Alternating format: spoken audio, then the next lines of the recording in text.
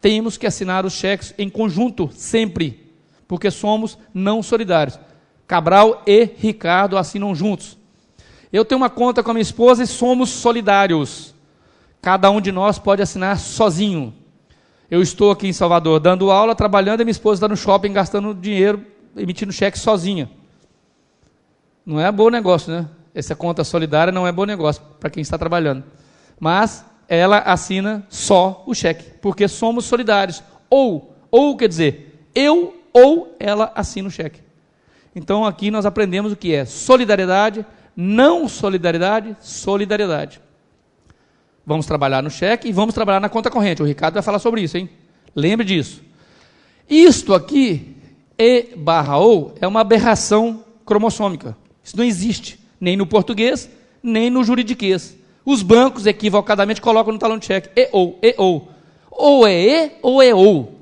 Ou é solidário ou é não solidário. Não existe ser solidário e não solidário ao mesmo tempo. Isso aqui é uma aberração jurídica, e português também. Não existe isso. Ou é E ou é ou. Ou os titulares da conta são solidários ou são não solidários.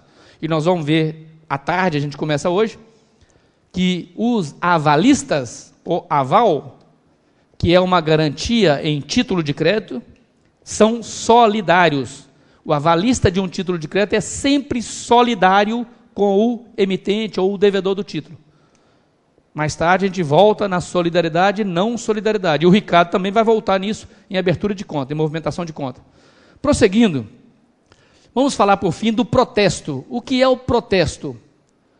Protesto não é quando você discorda de algo e você protesta. Protesto jurídico, ou em termos jurídicos, é um ato extrajudicial. Protesto é um ato extrajudicial, pode colocar essa lâmina para eles. E tem a próxima lâmina, o protesto é um ato extrajudicial. Existe o protesto judicial também, que é menos usual. Mas o protesto judicial é um ato formal e solene que tem algumas funções importantíssimas que a gente precisa saber. Quais são as funções do protesto? Eu vou seguir, porque esse material está disponível para vocês. As 6 funções do protesto. Pode passar a próxima lâmina para eles? Nós temos 6 funções, deixa assim devagar. Primeiro, provar o inadimplemento. O que é provar o inadimplemento? Provar que a pessoa não pagou o título. Quando eu tenho um cheque, uma nota promissória, letra de câmbio, duplicata, e o devedor não paga, eu posso executá-lo direto na justiça, como eu posso ir ao cartório e protestar. Ou seja, o protesto faz com que o nome da pessoa devedora do título fique sujo, entre aspas. Ele vai para o SPC, para o Serasa, etc. É uma forma de forçar a pessoa a pagar sem que eu tenha que ir à justiça. Se ele não pagar ainda assim, eu vou à justiça receber. Suprir o aceite. O que quer dizer suprir o aceite? Lembram que a letra de câmbio e a duplicata admitem aceite? Pois é. Imagine que eu vendo uma mercadoria para você, saco uma letra de câmbio ou saco uma duplicata contra você, e você se nega a aceitá-la, assinar, reconhecendo que deve. Como é que eu vou receber de você se você não assinou? Então foi criado um instituto chamado protesto.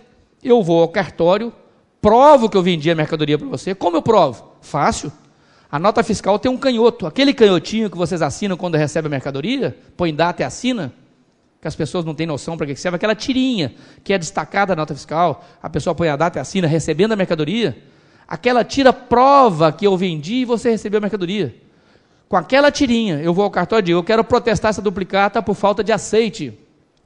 O cartório vai protestar e o protesto vai suprir o aceite. Agora não dependo mais da sua assinatura. A gente chama também de aceite indireto, aquele canhotinho.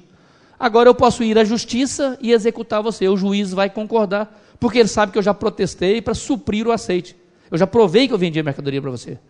Então, suprir o aceite. A terceira é legitimar a parte para requerer a falência do devedor. Essa terceira você não precisa decorar, risca, porque não vai cair no concurso do Banco Brasil e Caixa, não cai. A quarta, garantir ao portador a ação de execução em face a todos os obrigados. Eu vou explicar isso mais detalhadamente mais para frente. Para eu me garantir contra todos os envolvidos no título de crédito, eu tenho que protestá-lo. Antecipar o vencimento para habilitação à massa falida também não vai cair, falência não vai cair para vocês. E, por fim, interromper a prescrição é importante. Os mais importantes para nós, então, provar o inadimplemento, provar que o título não foi pago, suprir o aceite, no caso da letra de câmbio duplicata, só serve para letra de câmbio duplicata. Suprir o aceite não serve para cheque nem nota promissória, por quê? Porque nota promissória e cheque não tem aceite. E interromper a prescrição. Interromper a prescrição, suponhamos que eu esteja com o cheque em mãos, passou o prazo de apresentação de 30 dias, passaram-se os 6 meses, o cheque, hoje é domingo, amanhã completam-se 6 meses, terça-feira vai prescrever o cheque. Eu corro no cartório amanhã e protesto o cheque, no último dia de 6 meses, interrompe a prescrição, zera, eu ganho mais 6 meses para frente. E interromper é parar. Eu sei que vai prescrever amanhã, para eu não perder tempo eu protesto, zerou, agora eu tenho mais 6 meses para entrar com a execução contra você.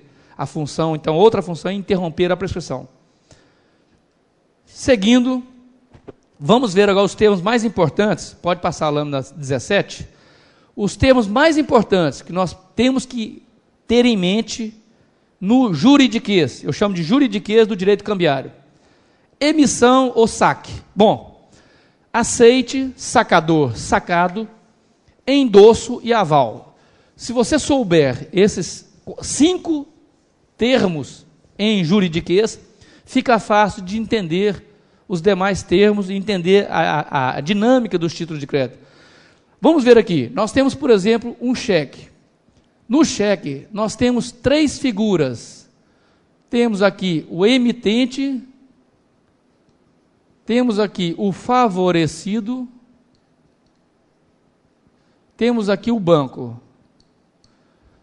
Na letra de câmbio, nós temos aqui o emitente, nós temos aqui o devedor, nós temos aqui o favorecido. Na nota promissória, nós só temos 2 pessoas, o emitente e o favorecido. E na duplicata, nós temos o emitente, o devedor e o favorecido. Então, vamos devagar. Vamos entender como é que funciona. No cheque, nós temos 3 pessoas em regra. O emitente, que é o titular da conta, que vai emitir o cheque. Esse emitente também é conhecido como sacador. Emitente, sacador. Na verdade, você, quando emite um cheque, você saca o cheque contra um banco. Contra o banco. Esse banco é chamado banco sacado. Eu posso emitir um cheque contra um banco em favor de um terceiro favorecido ou em favor de mim mesmo. Posso. Hoje não é muito usual, porque nós temos cartão magnético. Mas antigamente eu poderia chegar no banco e falar, eu quero sacar um cheque meu. Eu emito um cheque para mim, coloco a minha ordem, endosso e recebo. Então, o emitente sacador pode ser também favorecido. Eu posso emitir um cheque para João, como posso emitir para mim mesmo. E o banco é o chamado sacado. Aí vem uma questão de prova dificílima. Eu coloquei isso numa prova do CESP, choveu o recurso.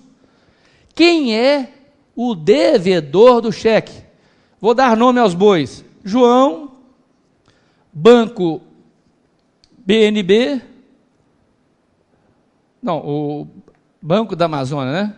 Banco da Amazônia S.A., BASA, e aqui Pedro, vai ficar mais fácil. Aqui é o BASA, aqui o João, aqui o Pedro. Pergunta difícil, como diz o Silvio Santos, pergunta de R$1 milhão.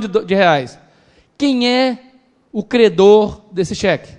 Se fosse uma questão, como de fato vai ser, da SES Gran Rio, onde há 5 itens ABCDE, desenhado um cheque, escrito aqui o favorecido Pedro de tal, emitente João de tal, BASA. Quem é marque abaixo o item que corresponde ao credor do cheque. 90% vai marcar Pedro. Errou. 90% dos alunos erraram. Pedro não é credor do cheque. Pedro é favorecido, tomador, beneficiário. O credor do cheque é o emitente. Esse cara aqui é o credor. E se eu perguntasse quem é o devedor do cheque? Agora ficou fácil, mas anteriormente as pessoas diriam João. Não, João não é o devedor do cheque. O devedor do cheque é o banco. O banco é o devedor. Este cara aqui, Baza, é o devedor do cheque. Tanto é que eu, titular da conta, saco um cheque contra quem? Contra o banco. Eu tenho um crédito lá no banco. Eu depositei dinheiro no banco. Eu estou ordenando, é uma ordem de pagamento. Banco, eu ordeno que você pague para Pedro a quantia que eu tenho aí. Portanto, o banco é o devedor do cheque. Não, vocês não podem confundir a relação cambiária, a relação documental, no papel, com a relação jurídica, civil ou comercial. Toda vez que se emite um título de crédito, nós temos duas relações. Uma relação cambiária, no papel, um título de crédito, e uma relação civil. Quando eu compro um carro do Juvenal, eu comprei, houve uma transação civil. Quando eu emito um cheque, houve uma transação cambiária. Tanto é que se o cheque voltar sem fundo, ou for nulo, o Juvenal ainda assim pode me executar, pode me cobrar judicialmente a compra do carro. No papel, no título, na relação cambiária, o banco é o devedor, o emitente é o credor. Então, o sacador no cheque, que é o emitente, é o credor. O banco, que é o sacado, é o devedor. E este carinha aqui, que você coloca a ordem, é o favorecido, tomador, beneficiário. Letra de câmbio, também nós temos três pessoas. O emitente, que é o vendedor do negócio, da coisa, que é o credor originário, que é o sacador. Na letra de câmbio, o emitente é o vendedor, é o credor, é o sacador. Sacador, cuidado. Sacador. Este carinha aqui, que é o comprador, que é o devedor, que é o sacado, que é o aceitante, eu vou, de propósito, ver se você consegue voltar naquela letra de câmbio, acho que é a quarta lâmina inicial. Eu continuo falando enquanto você tenta localizar. A letra de câmbio, acho que é a quarta lâmina, um desenho de uma letra de câmbio. Pode voltar lá enquanto eu continuo explicando aqui, fica mais fácil visualizando, fica mais fácil do aluno, principalmente porque a letra de câmbio não é muito comum. É o desenho de uma letra de câmbio, pode voltar. A próxima lâmina agora, aí. Não. Aí agora, pode colocar à disposição do aluno essa lâmina aí, que eu vou explicar, ele fica mais fácil de visualizar. Essa aí. Então, olha só. Não, é a quarta lâmina. A letra de câmbio, que parece muito, vai ficar fácil de entender a letra de câmbio, duplicata e cheque, eles são muito parecidos os títulos. O de maior diferencial é você marca a tacinha, clica na tacinha lá embaixo que ela vai... Aí. Não. Aí agora, isso. Podia ter conseguido. Tanto a letra de câmbio, quanto o cheque, quanto a duplicata, eles têm as mesmas figuras, facilmente compreensível, quem são as pessoas envolvidas no título. Daqui a pouco ela coloca à disposição, eu falo de novo. Mas na letra de câmbio nós temos também o emitente. Veja que a letra de câmbio e o cheque, olha, quem cria a letra de câmbio é o emitente, sacador. Quem cria o cheque é o emitente, sacador. Contra um banco que é o devedor sacado, contra o devedor sacado, em favor de um terceiro, Favorecido, tomador, beneficiário. Favorecido, tomador, beneficiário. Muito parecido. A duplicata também, muito parecida. O emitente saca contra o devedor, aceitante, sacado, sacador, que é, em regra, em favor do próprio sacador, mas pode ser em favor de um terceiro. Então fica fácil de guardar. A duplicata, a letra de câmbio e o cheque tem três figuras envolvidas. O sacador, que é sinônimo de credor, vendedor, emitente. Letra de câmbio também, duplicata. A nota promissória é diferente. Só existem duas pessoas envolvidas na nota promissória. Quem são as pessoas? O emitente, agora cuidado. Na nota promissória, o emitente é o devedor. Olha só que interessante. Na letra de câmbio, o emitente é o credor, no cheque. No cheque, O emitente é o sacador, que é o credor. O devedor é o banco, sacado. Na letra de câmbio, o emitente da letra de câmbio é o sacador, é o credor, contra o sacado, o devedor. Na duplicata, o emitente da duplicata é o sacador, credor, contra o sacado, o devedor. Na promissória, cuidado, na promissória, o emitente é o devedor. A nota promissória, o nome já diz, promessa. Quem está emitindo é um promitente. Eu preencho uma promissória, pagarei por essa nota promissória, estou prometendo que vou pagar. Então, ao contrário dos outros três, onde no cheque o emitente é o sacador, é o credor, na letra de câmbio o emitente é o sacador, é o credor, na duplicata o emitente é o sacador, é o credor, na nota promissória o emitente é o devedor. É o único diferente dos quatro. Em favor de um terceiro ou de um segundo, favorecido credor. Na promissória, o favorecido é o credor. Então, quando eu emito uma nota promissória para você, estou prometendo que vou pagar. Eu sou o devedor, prometendo que vou pagar para você, credor. Está tranquilo, apesar da rabisqueira? Está tranquilo os quatro títulos? Vamos passar agora, vamos voltar lá nos termos, né? Então, o primeiro termo que eu mostrei para você do juridiquês é emissão, saque. Emissão, saque. Emissão é sinônimo de saque. Então, emitir um título é sacar o título. São termos jurídicos que você tem que compreender. Quando eu emito um cheque, eu estou sacando um cheque contra o banco. Então, emissão é o mesmo que saque. Sacar é igual emitir. Então, eu vou sacar um cheque contra o banco. Estou emitindo um cheque contra o banco. Quem saca é o sacador ou emitente. Na letra de câmbio, quem saca é o credor contra o devedor. No cheque, quem saca é o credor contra o devedor.